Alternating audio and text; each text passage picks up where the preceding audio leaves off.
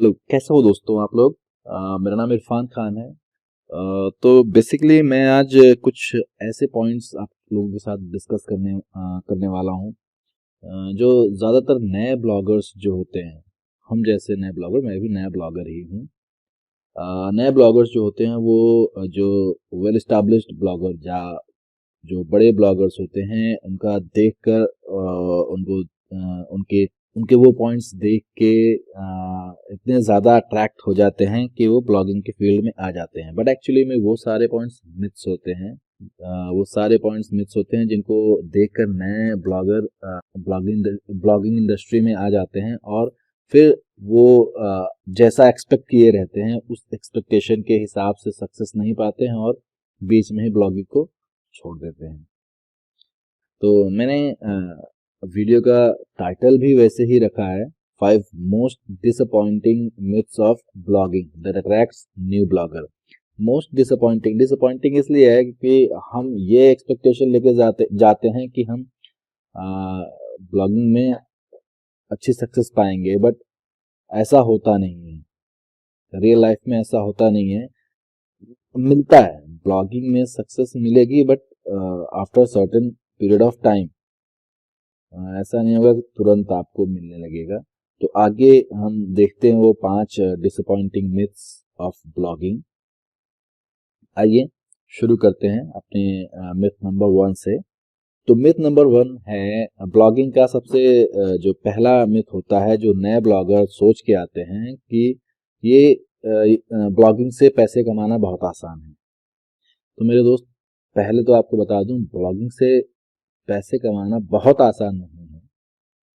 आसान होगा बट जब आप खुद को स्टेबल कर लोगे, जब आप स्टैब्लिश कर लोगे खुद को, आपकी पहचान ब्लॉगिंग इंडस्ट्री में बन जाएगी, तब आपके लिए पैसे आसान हो जाएगा कमाना। मगर शुरुआती दौर में ये उतना ही मुश्किल है जितना किसी भी काम से है।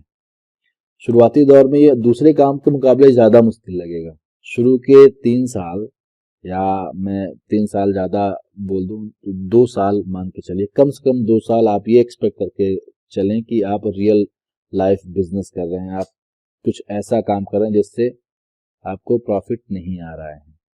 ब्लॉगिंग को एज अ बिजनेस आप लेके चलें, बट शुरुआती 2 सालों तक आप ये इन्वेस्टमेंट का बिजनेस ही मान के चलें, इन्वेस्ट ही करें। रिटर्न की एक्सपेक्टेशन फर्स्ट 2 इयर्स में ना रखें, बट आगे अगर आप उसी इंथुजियाज्म के साथ लगे रहेंगे तो आपको आपके इन्वेस्टमेंट का डबल ट्रिपल 4 टाइम रिटर्न भी दे सकता है। ठीक है, बट ये इजी मनी नहीं है जो अक्सर नए ब्लॉगर्स को अट्रैक्ट करता है। वो एक्चुअली क्या होता है, जो वेल स्टैब्लिश्ड ब्लॉगर्स होते हैं उनके वीडियोस देखते हैं, उनके वीडियोस को देख के अपने आप को मोटिवेट कर लेते हैं कि हाँ, फला ब्लॉगर ने इतना पैसा इतने दिनों में कमा लिया। तो भाई, वो उस ब्लॉगर का पहला तो रेवेन्यू होता है, उसमें उसने अपना प्रॉफिट नहीं डाला हुआ है, वो सिर्फ रेवेन्यू दिखाता है। सपोज किसी ब्लॉगर का 10 लाख का अर्निंग है एक महीने का, तो उस 10 लाख में से एटलीस्ट 4 लाख तो उसने अपने एडवर्टीजमेंट पे या अपने दूसरे वेबसाइट सेटअप वगैरह पे खर्च किए होंगे। हो सकता है मेरा ये आंकड़ा गलत हो, बट फिर भी एक अंदाजे से बता रहा हूँ। तो ये सारी चीजें देख के नए ब्लॉगर्स अट्रैक्ट हो जाते हैं।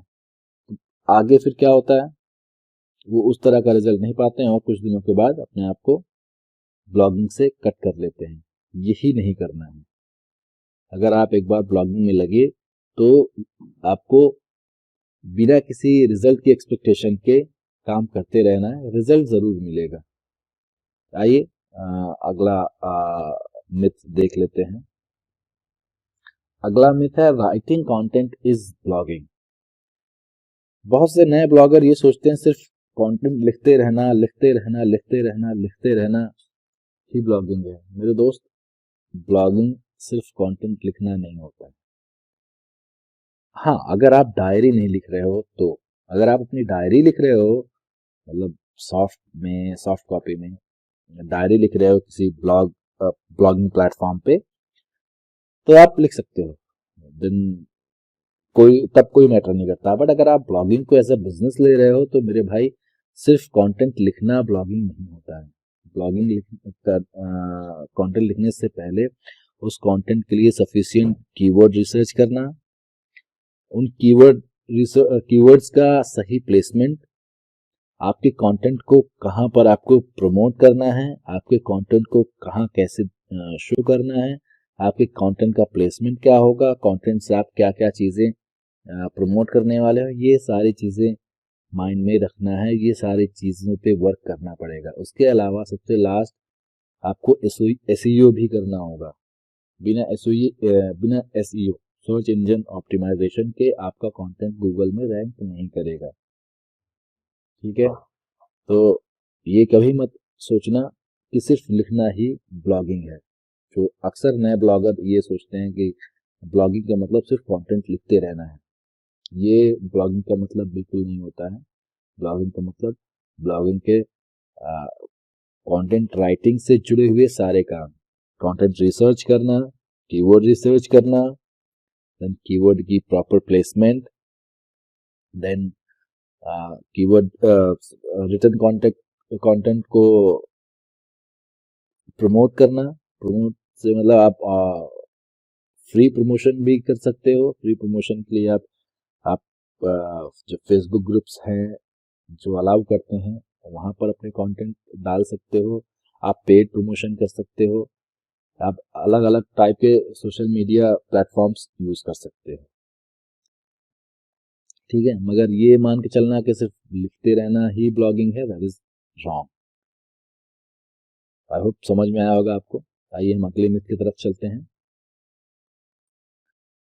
अगला मिथ है जो अक्सर नए ब्लॉगर ये सोच ही चलते हैं कि वो जैसे अपना कंटेंट लिखेंगे उनके कंटेंट तुरंत गूगल में रैंक करने लगेंगे, लाखों की तादाद में लोग देखने लगेंगे। हाँ, तो मेरे भाई ऐसा बिल्कुल नहीं होने वाला है। आप आर्टिकल लिखोगे कोई ज़रूरी नहीं है, बहुत अच्छा आर्टिकल लिखा तो माइट भी गूगल आपको थोड़ा वैल्यू दे और अपने सर्च इंजन रिजल्ट पेजेस में दूसरी तीसरा पेज दे दे। बट आपने आज आर्टिकल लिखा और आपके डोमेन की कोई अथॉरिटी नहीं है, जैसा मैंने बताया नए ब्लॉगर के लिए है, तो आपके डोमेन की कोई अथॉरिटी नहीं है। ऐसे में गूगल आपकी रैंक आपके आर्टिकल को देखेगा बट उस पर नज़र ही नहीं डालेगा। और पहला तो आपको बता दूं, माइट बी पॉसिबल आपके आर्टिकल लिखने के पहले 7 दिन तक गूगल आपके आर्टिकल को इंडेक्स ही ना करे अपने डेटाबेस में, अपने कंटेंट डेटाबेस में वो इंडेक्स ही ना करे गूगल सर्च कंसोल में। जब वो इंडेक्स नहीं करेगा तो उसे रैंक भी नहीं करेगा। तो इस चीज को भी ध्यान में रख के चलना है। वैसे आप अभी मैनुअल इंडेक्सिंग कर सकते हो बट उसमें भी थोड़ा सा टाइम लगता है। इंडेक्सिंग में भी गूगल तुरंत इंडेक्स नहीं करता है, हाँ, बट ये जब आप रेगुलरली इसको करते रहोगे, गूगल आपके राइटिंग टेक्निक्स को, गूगल आपके ब्लॉग के कंटेंट्स को समझ लेगा कि आप किस कैटेगरी में लिखते हो, आपके कंटेंट किस निश पे आधारित हैं, कैसा कंटेंट रहता है, अच्छी क्वालिटी है, बुरी क्वालिटी है, उसके आधार पे गूगल आपके कंटेंट्स को रेगुलरली ब्राउज करता, रेगुलरली क्रॉल करता रहेगा और स्क्रॉलिंग के जरिए वो जैसे कोई नया कंटेंट आपके यहाँ पाता है उसको चेक करेगा। If it is sufficient enough to be rank, वो आपके आर्टिकल को अपने सर्च इंजन रिजल्ट पेज में डालेगा। ठीक है, बट ये मान के चलना कि आपने आर्टिकल लिखा और वो तुरंत रैंक हो जाएगा, मेरे भाई वो नहीं होने वाला है। इस पे आपको थोड़ा सा सब्र रखना होगा। ठीक है, चलिए अगला मिथ देखते हैं। We make tons of dollars from the first month. भाई ये बड़ा अजीब वो रहता है। मेरे भाई आप कोई भी काम शुरू करोगे तो पहले महीने से कमाई की उम्मीद नहीं रख सकते हो। पहले महीने से कमाई की उम्मीद नहीं रख सकते हो अगर आप कोई काम लीगली शुरू कर रहे हो। लीगल काम में भाई कुछ भी हो सकता है। इलीगल काम का मैं वो भी नहीं बनूंगा, एडवोकेट भी नहीं बनूंगा इलीगल काम का। तो कोई भी लीगल काम अगर आप करोगे तो उसमें टाइम लगेगा थोड़ा सा। तो आपको टाइम इन्वेस्ट करना पड़ेगा, बिना टाइम इन्वेस्टमेंट के आप सक्सेस नहीं पा सकते हो। तो ब्लॉगिंग इन्वेस्टमेंट मांगता है, आगे हम देखेंगे। तो यहाँ पहले महीने से आपको कुछ सफलता नहीं मिलने वाली है, कोई पैसे नहीं मिलने वाले हैं, कोई आपकी अर्निंग नहीं होने वाली है।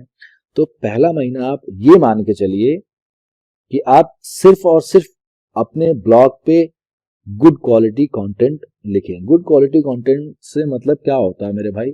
ऐसा कंटेंट जो आपके विजिटर, जो आपके ऑडियंस है, जो आपके रीडर्स हैं, वो पसंद करें, जो उनके समझ में आए, जो उनके इंटरेस्ट के हिसाब से हो, और साथ में कंटेंट को इस तरह लिखा जाए कि वो गूगल को भी पसंद आए। गूगल को पसंद आए मतलब जो हम ये बात बोलते हैं सर्च इंजन ऑप्टिमाइजेशन, ये इसी पे आधारित रहती है कि हम कंटेंट को कुछ इस तरह से ऑप्टिमाइज करें कि वो आपके रीडर को भी समझ में आए और गूगल को भी समझ में आए। जैसा आप जानते हो, गूगल कोई इंसान नहीं है, उसके पास अपना सेंस नहीं है, वो एक बोट है, और बोट सिर्फ एक ही लैंग्वेज समझता है, that is machine language, 1 and 0। तो अगर हम सिर्फ गूगल को खुश करने चले जाएंगे तो हम अपने रीडर्स को खुश नहीं कर पाएंगे। तो आपको जो रीडरशिप मिलने वाली है वो गूगल से नहीं मिलने वाली है। आपके जो कस्टमर्स या आपके जो क्लाइंट्स या आपके जो एक्चुअल रीडर होने वाले हैं वो गूगल नहीं होने वाला है। आपके रीडर, आपके जो ह्यूमन रीडर्स हैं वो होंगे। तो आपको अपने कंटेंट्स को अपने रीडर्स के हिसाब से लिखना है, ताकि शुरुआत में जो पहला महीना आप डॉलर कमाने की बात कर रहे हो, वो पहला महीना आप अपने ब्लॉग पे गुड क्वालिटी कंटेंट डालने की कोशिश करो। गुड क्वालिटी कंटेंट आपके ब्लॉग पे आएंगे, देन लोगों को आपके ब्लॉग के बारे में पता चलेगा कि हाँ, आप इस तरह का कंटेंट लिखते हो, तो आपके ब्लॉग्स पे विजिट्स आना शुरू होंगे। जब विजिट आएंगे तभी आपके डॉलर्स, रुपीज या जो भी करेंसी है वो आना शुरू होगा। अदरवाइज आप ये कभी मत मान के चलना कि आपने ब्लॉग शुरू किया और पहले महीने से आपको बिना किसी मेहनत के पैसे आना शुरू हो जाएंगे। तो भाई मेहनत तो बहुत करनी पड़ेगी, ठीक है। चलो आगे देखते हैं अगला मिथ क्या होता है। अगला मिथ है जो अक्सर नए ब्लॉगर ये मान के चलते हैं, blogging is money without investment. भाई बिना निवेश के कोई भी कहीं पर भी आपको मनी नहीं मिलनी है। एक चोर वो इन्वेस्टमेंट नहीं करता है, मतलब वो पैसे नहीं खर्च करता है, वो चोरी करके पैसे कमा लेता है। मगर आपको पता उसने उसने भी कुछ इन्वेस्ट किया। उसने क्या किया इन्वेस्ट? उसने अपना टाइम इन्वेस्ट किया और अपना दिमाग इन्वेस्ट किया और अपनी मेहनत। तो आप अगर पैसे नहीं इन्वेस्ट करना चाहते हो तो आप blogger.com, blogspot.com पे या wordpress.com पे अपना फ्री ब्लॉग बना सकते हो। आप medium.com पे अपना फ्री ब्लॉग बना सकते हो। वहां पर अपना कंटेंट लिखना शुरू करो। बट पैसे तो आपके इन्वेस्ट नहीं हुए यहाँ पर, लेकिन आपको टाइम इन्वेस्ट करना पड़ेगा, आपको मेहनत अपनी इन्वेस्ट करनी पड़ेगी, आपको अपना दिमाग इन्वेस्ट करना पड़ेगा। तो बिना इन्वेस्टमेंट के ये नहीं मिलने वाला। अगर आप ये सोच रहे हो कि मुझे कुछ नहीं इन्वेस्ट करना है, मैं दूसरे काम करूंगा सिर्फ medium.com पे या blogger.com पे या wordpress.com पे जाके अपना एक अकाउंट बना के एक ब्लॉग लॉन्च करके और घर में बैठ जाऊंगा without any content, without any article, मैं पैसे अर्न करना शुरू कर दूंगा, तो मेरे भाई भूल जाओ, ये नहीं होने वाला है। इतना आसान नहीं है, ब्लॉगिंग में पैसे कमाना इतना आसान नहीं है। ये आसान लगेगा आपको कब? जब आपका ब्लॉग वेल एस्टैब्लिश्ड हो जाएगा। वेल एस्टैब्लिश्ड तब होगा जब आप कंटिन्यूसली एटलीस्ट 2 साल तक उस पर मेहनत करें, एटलीस्ट 2 साल, इससे ज्यादा भी पीरियड हो सकता है। अगर आपका जो मेहनत कहें, आपकी जो मेहनत हो अगर कम रही, तो अगर आप अच्छे से काम करते हैं तो 2 साल सफिशियंट होते हैं आपके ब्लॉग को सक्सेस पाने के लिए। तो आई होप ये सारे पॉइंट्स आपको समझ में आए होंगे, और आप अगर नए ब्लॉगर हैं तो इस पे ध्यान देंगे, और अगर पुराने ब्लॉगर हैं तो भैया प्लीज़ एक बार हमारा चैनल भी सब्सक्राइब कर दीजिएगा। Thank you.